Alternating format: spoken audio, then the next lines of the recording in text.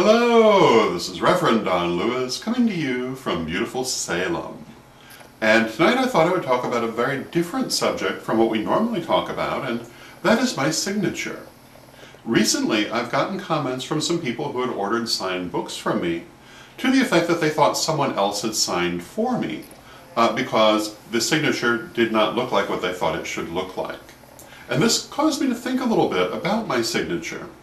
And after a little while I realized that part of the reason that people were having this reaction, it wasn't a lot of people, but a couple of people, is because the signature that I use to sign books with is distinctly different from the signature that I use to sign documents with.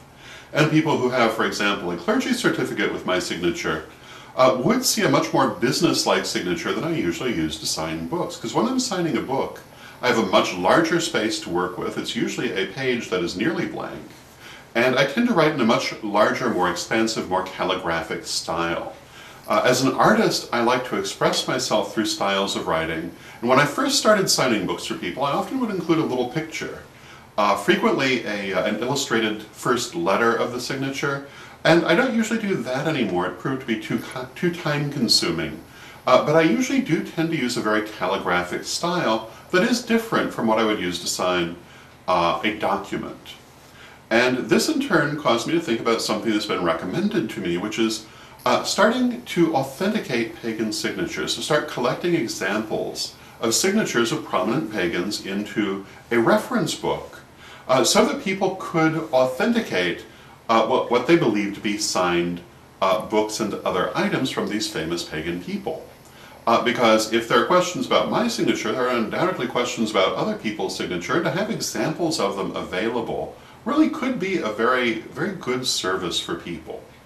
And I do notice that my signature, as I say, is distinctly different, not only according to what I'm signing, but according to my mood at the time, or whether I'm in the middle of an event or a quiet afternoon.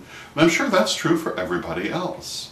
And therefore, any given pagan celebrity who has signed things would probably have more than one style of signature that you would need to be aware of in order to authenticate whether or not a signed item is authentic.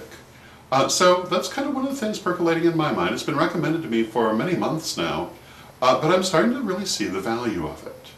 And if you have ordered a signed book by me, I assure you all signed books by me are actually signed by me, even if the signature is very artistic. But then you want to remember, I'm also well known as an artist, and calligraphy is one of my things.